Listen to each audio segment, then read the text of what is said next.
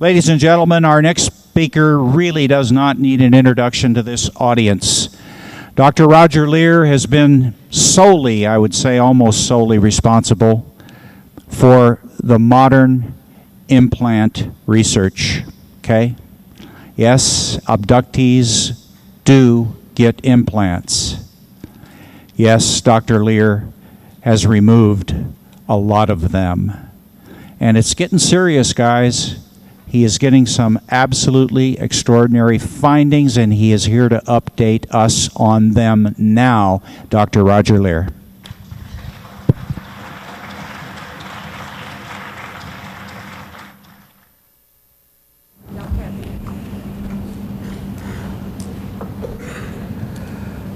They gave me a stool. Well, it's a pleasure to be back here again to discuss this very fascinating subject with you. Has everybody had lunch? Oh, okay, well, those of you that haven't, I feel for you because I haven't either. But anyway, we have a lot of material to cover in just a very short time. I'd like to make one special announcement. There is a trip that's going to occur. These brochures are in various places at the registration table and at my table in the vendor room. It's a wonderful trip to Egypt, and the date is May the 5th through the 17th. George Norrie from Coast to Coast AM, where he possibly will be there broadcasting live.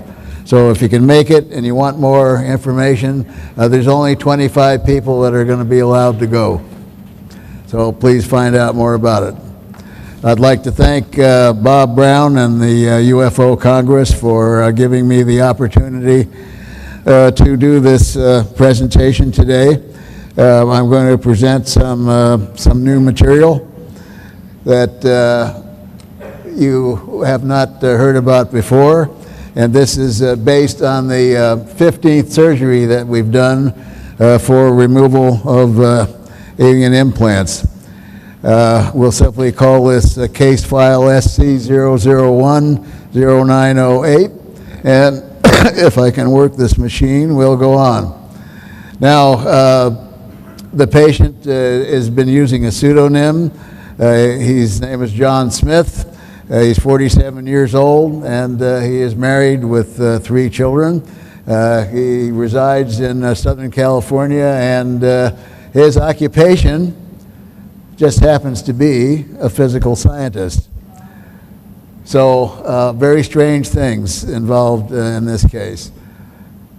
He has a positive alien abduction history, and as you know, ANS research has a very strict set of protocols and criteria that we use before any surgery is performed.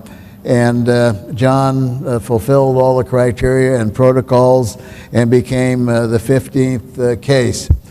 The area of concern here is the second toe of the left foot.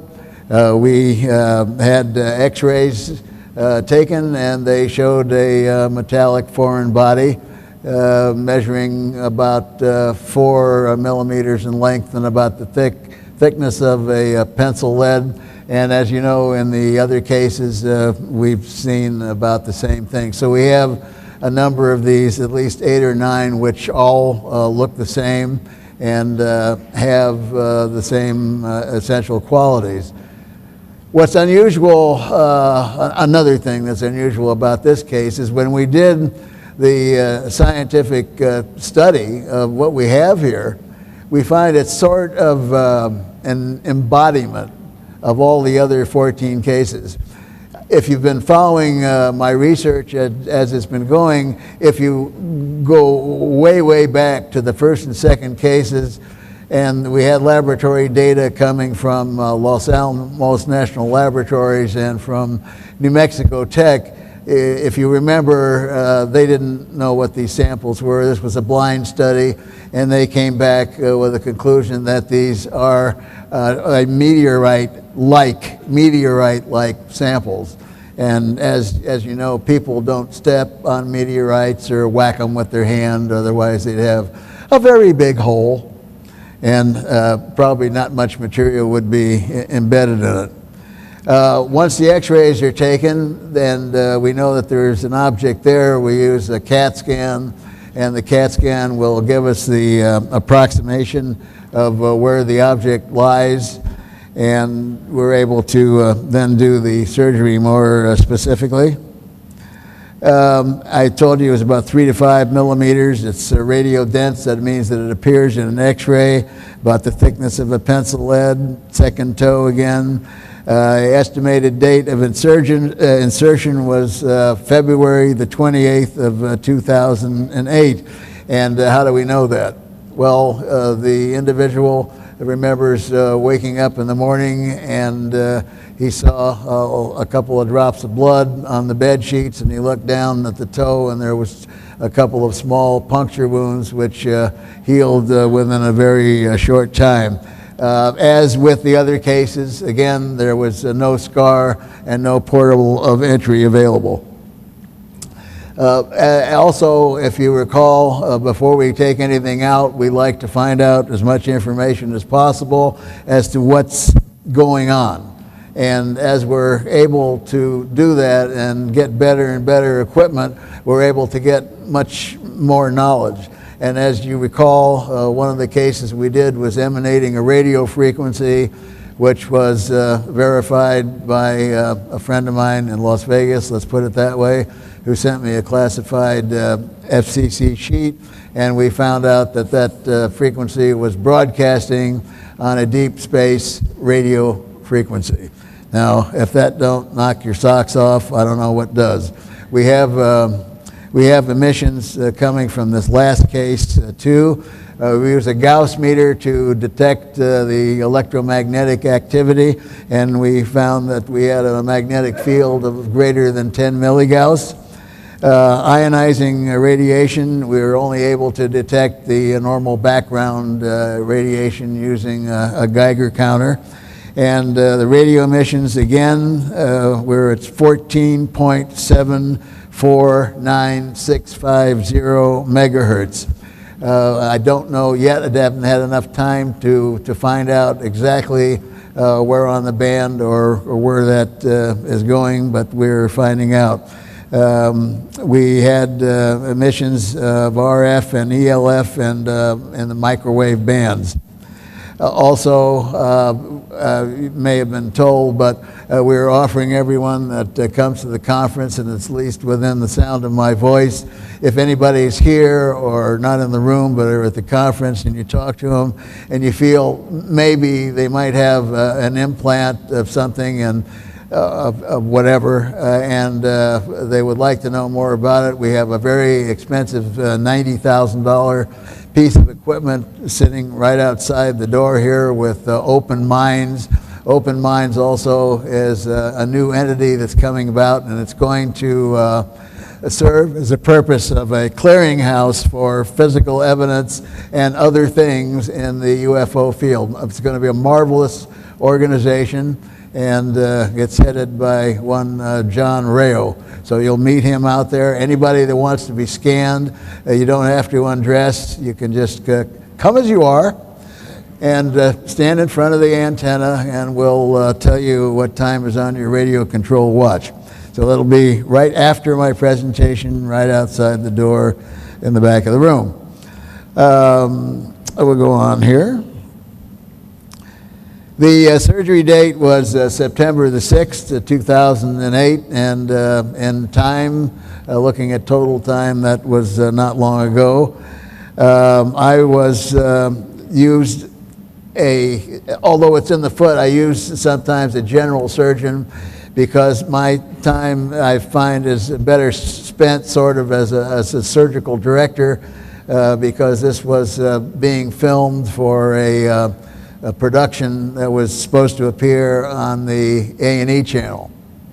So I'll go into a little divergence about that.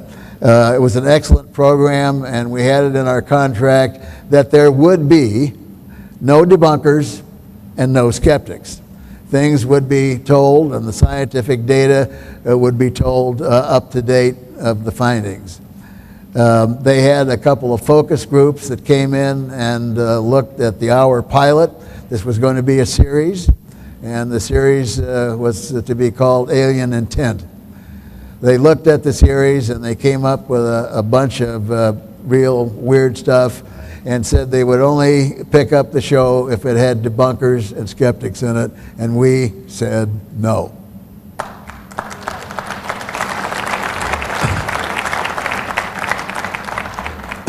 I will never, ever intentionally again, and I try and do the best that I can to prevent this from happening. I've done numerous television shows. One is still playing. A lot of the shows that you see on television, and even those done by respectable groups, will bring in things. There's a very clever thing going on. The people who are doing the show will debunk themselves. So you may have seen some stuff that's recently on TV which have two outcomes: no conclusion, or it's not real.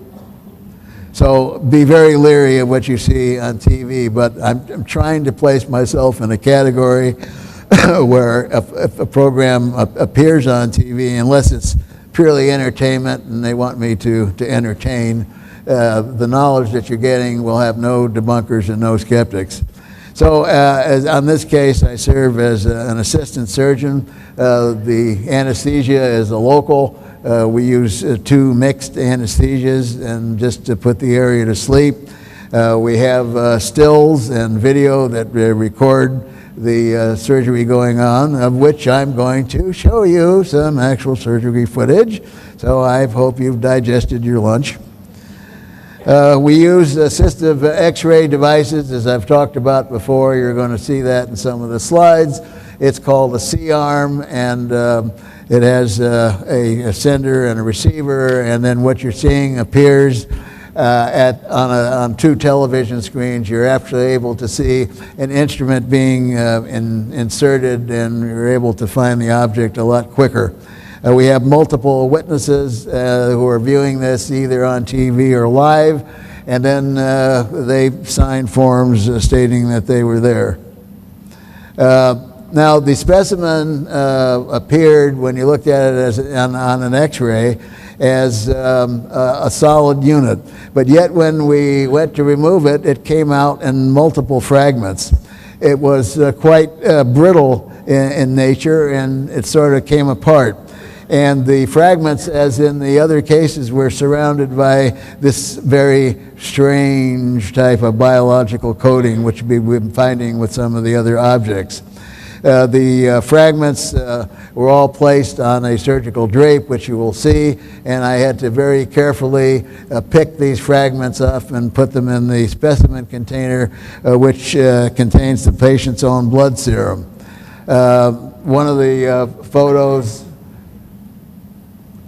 here is the device that we use for the detection of radio waves. And we did that, as well as using the Gauss meter. Here you'll see some filming going on, and also you'll recognize one of the individuals there as Whitley Strieber. A couple of pictures. I'm pointing to the object on the television screens that is part of the C-arm apparatus. This may be a little hard to see, but there is an object right here, and that's the object that we removed.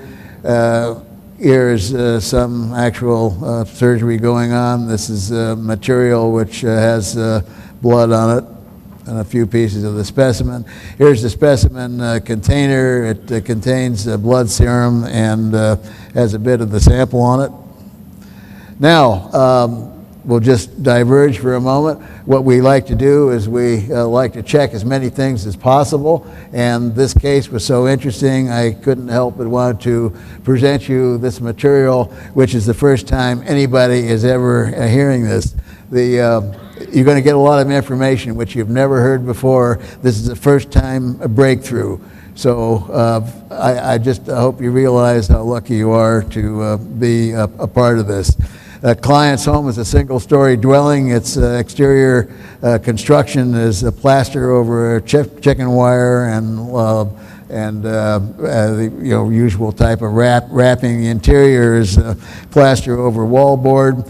There's a number of magnetic anomalies we found. The exterior of the master bedroom wall, above and below, but mainly below the window, showed some magnetic properties.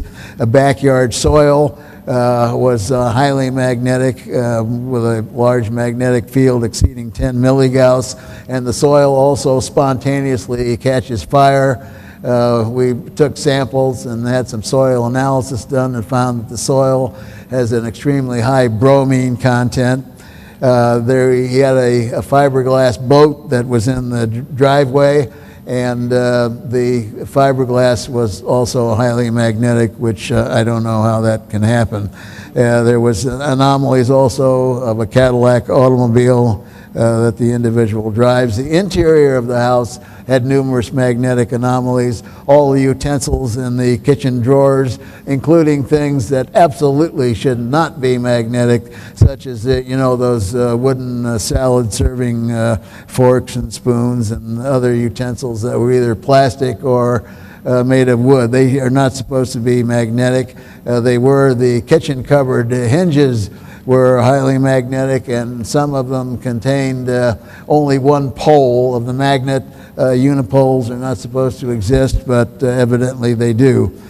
The non-metallic kitchen counters also were magnetic. The interior master bedroom wall, again around the windows and confluent areas which we found on the outside, was also magnetic. I hope you can see this. This is a drawing of the house, and it indicates areas of a large amount of magnetism. There was a avocado tree that was growing in the backyard, and we set the Gauss meter on a limb of the avocado tree, and it pegged the Gauss meter at 10 milligauss. Now, if you've ever seen excuse me, an avocado tree that was magnetic, please get in touch with me at once. I would hate to eat the fruit off of that tree and have it stick to the metallic buttons on my shirt or something like that. Have a taco. They wouldn't want to make guacamole out of that, I think. All right, now in addition to this, we were able to dim the lights in the bedroom, and using 3 different frequencies of ultraviolet light, we found, again, this is the first time, so enjoy it. It's for real. Here's a picture of it. I hope you can see it. We found 2 small childlike handprints on the wall which were phosphorescing, and they only have 4 fingers. I don't have any friends that have 4 fingers that I know of. Here's another one. Look carefully. We've got this now. We took out the piece of the wall, and we're going to try and get DNA off of this. There's a new device that's been invented, and it's a tape, and you can put the tape over something that you're trying to get DNA and you peel the tape off, and you can send this tape into a laboratory and you can get the DNA. So we're very interested in seeing what the outcome, but just the photograph alone, which occurs in a house where abductions have been going on, and then you find 2 4-fingered small handprints on the wall, I think is a pretty interesting finding. 48 hours, here's another weirdo. 48 hours after the surgical specimen was placed in a sealed container, I went to check on it. All the little pieces that we had taken out, I told you the object broke into a number of fragments. All the little pieces became a darker color. And they not only became a darker color, but when you lifted up the specimen container, they began to rearrange themselves in the order of which we saw in the X-ray. Now, I called the cameraman and we had him come down and immediately take video of that. Never seen anything like that before. We're working on possible explanations why this happened. Okay, now this is going to be video, I think.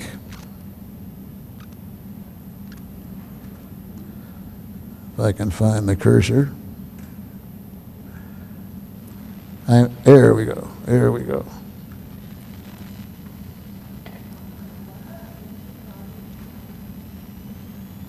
This should work. There we go. Okay, get ready. I'm going to shut up. I'm going to shut up. Watch the surgery.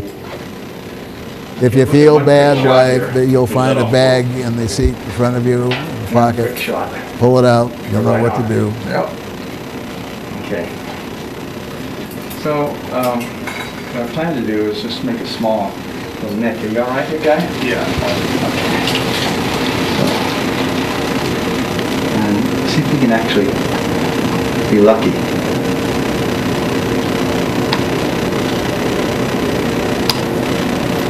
Remember, we need some surrounding tissue. You got a sponge. Dan?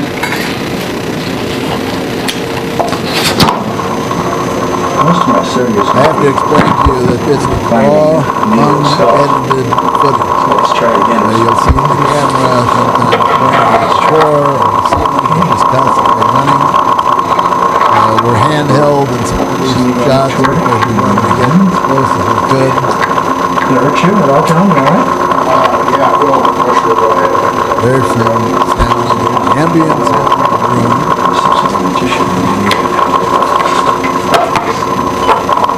That's the screen, two screens that we look at. When we were down to the last piece that appeared on the scanning device, we were just about ready to go and remove that piece, shut the equipment down because we weren't really looking for it. We turned it back on.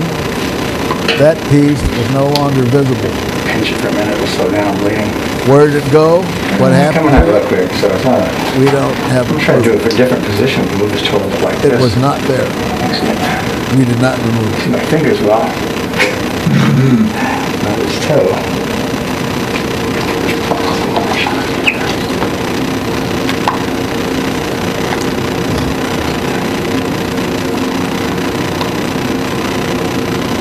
Actually, I think you're a little proximal.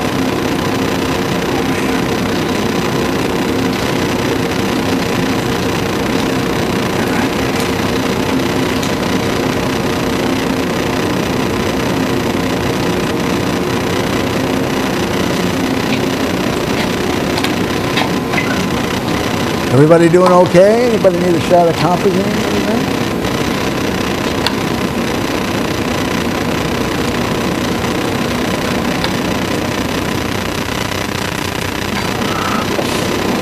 There's nothing there, is there?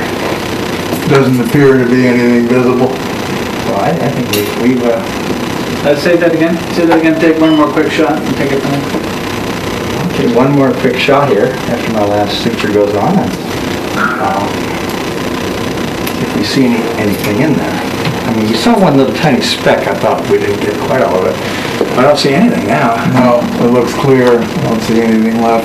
I think we got it all out of there. So we're gonna put a little pressure on your toe here. I'm gonna have you, Dr. Leir, take Very this carefully. very carefully. All these little pieces out here. Which ones you're talking about? Yeah, the ones from here to They're there. little tiny things. So I put them all right in this area. This is a very unusual way to do it. What we did was we took these little pieces and placed them on the sterile drape. And then you'll see me cutting a piece off of the sterile drape, and then we take that into the lab. And from there, I very gently pick these little pieces out and put them in this vial of blood serum. Doctor, hold that up to the camera and kind of tell us what's contained in that. Second, sir. Can you step over for me, Paul? Thank you, Paul. Got 1 second, sir. I never go into any of these Contained surgeries in with these any little expectation. spots here that we're looking at are very small pieces of tissue. No matter how strange it would which may appear be or metallic, you can assume it to be, portions, it could mixed always be with, something soft rather tissue. mundane, and we've had that But experience we'll have to before look at the in the aggregate 15 and see cases. what it is that we have.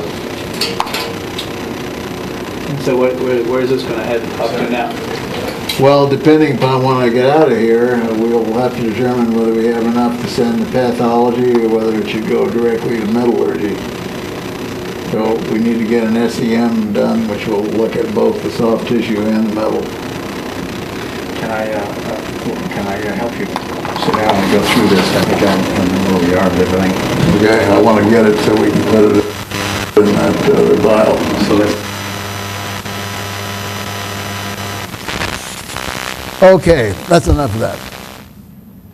Everybody see that okay? Everybody all right?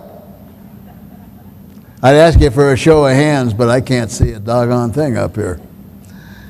Okay, let's go to the testing. We performed a number of tests, and as you realize, what I've told you before, we look at the object and we look at the outside first, and then we begin to look in.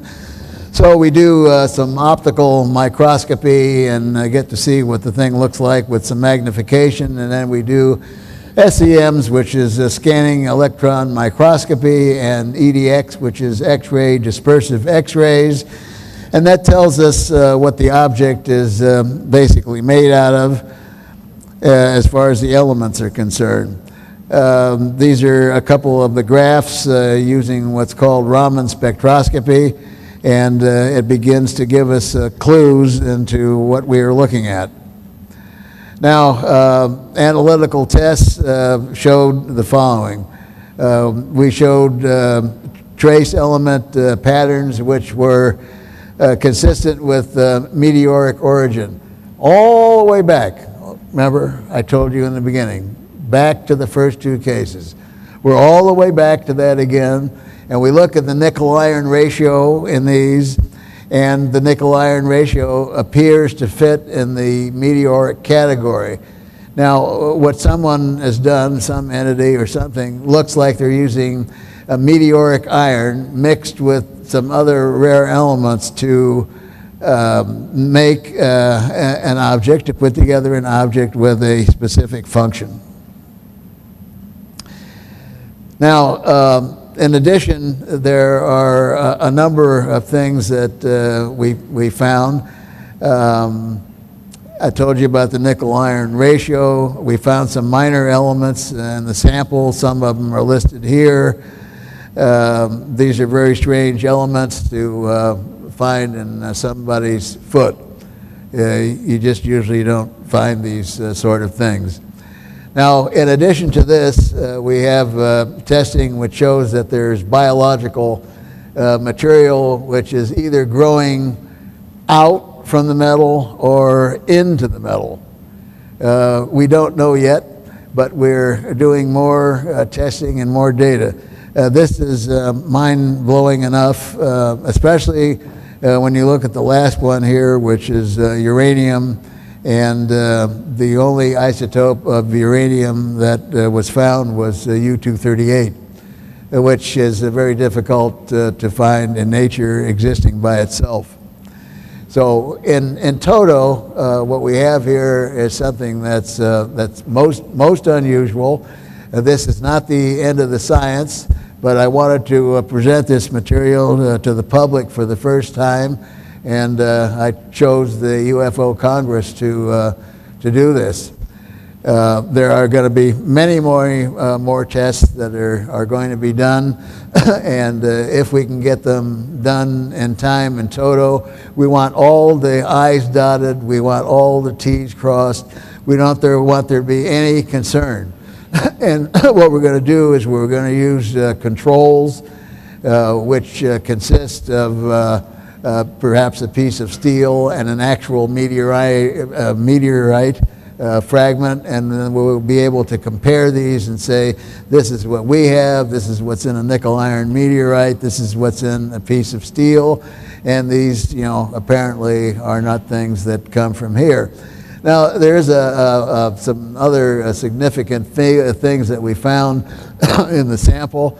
There may be things like inclusions, and I told you before, if you've listened to me speak, that some of the testing that was done at the University of Toronto in Canada showed that there were very interesting spheres or ovoids and other material that was found in the samples at the University of Toronto, including in this particular sample, we not only found those confluent with what we found in at the University of Toronto Material Science Department, but we've also found inclusions which appear to be sodium chloride crystals that are rectangular in various sizes. And you say, oh, what does that mean?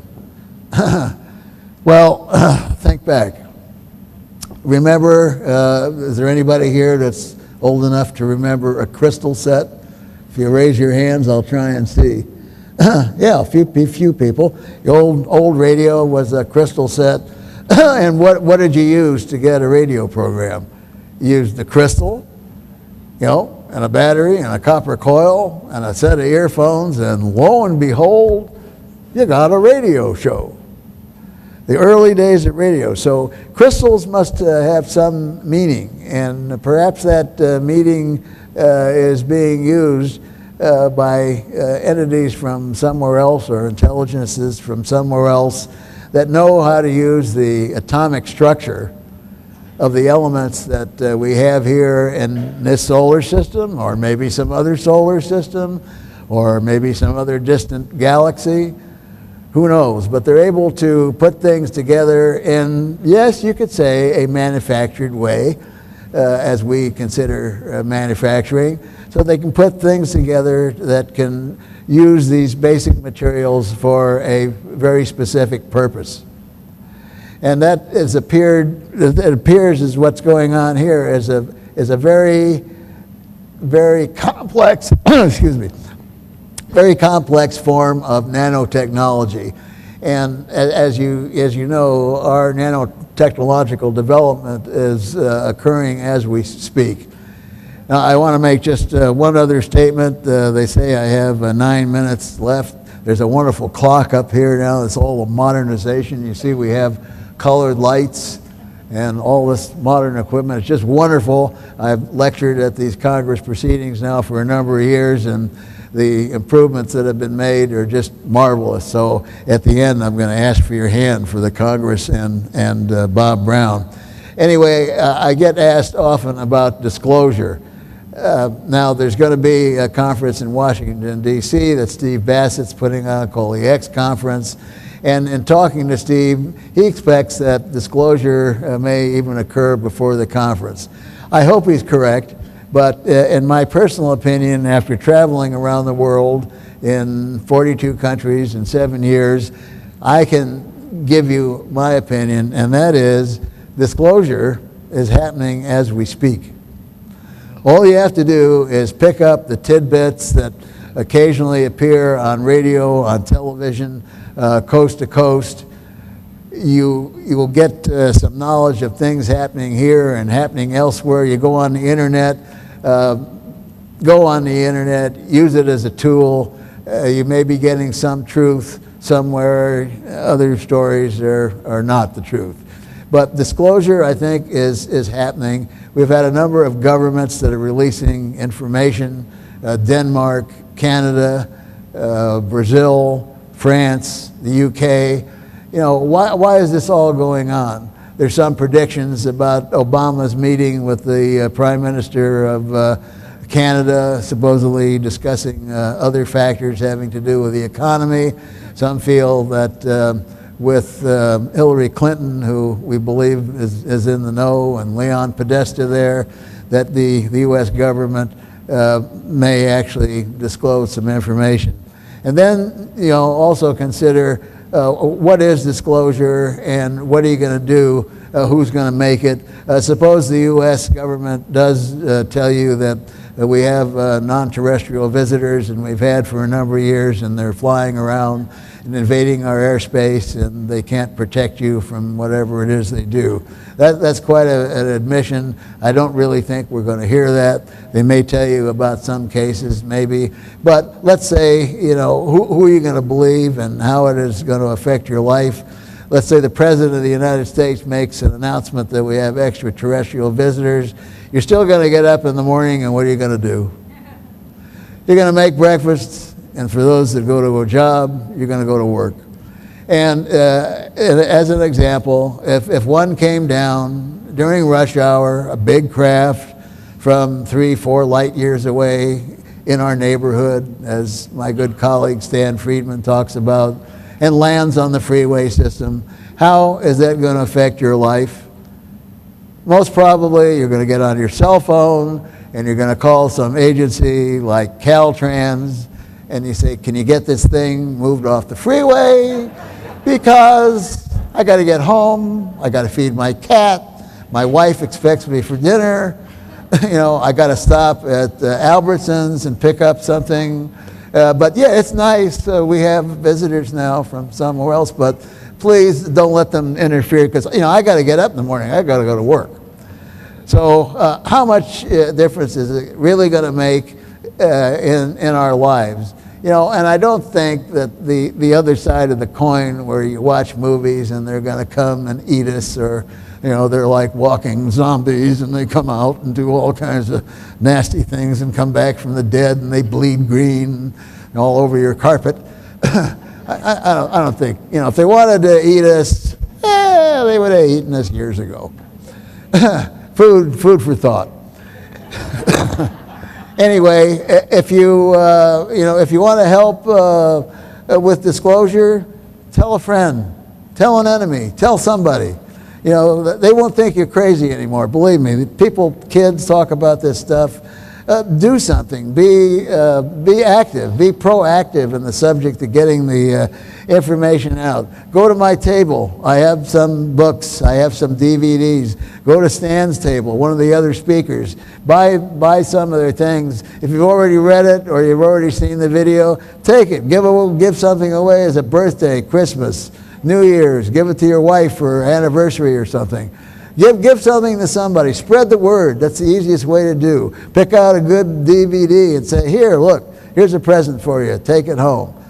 Yeah, I only spent $10, but that's okay. It's a worthwhile present. Go ahead, take it home and enjoy it. If you have any questions, I'll be happy to talk to you. And by all means, if you have children or grandchildren, listen to what they have to say. Because I think that the human race is being genetically manipulated, and I hope in the right direction. And if you listen to what kids or your grandchildren have to say, really listen, it seems like they're in tune with a knowledge that they don't have to read out of a book. They've got it. They've got it already. And so the future of the earth is in the hands of our children. It's in the hands of our grandchildren.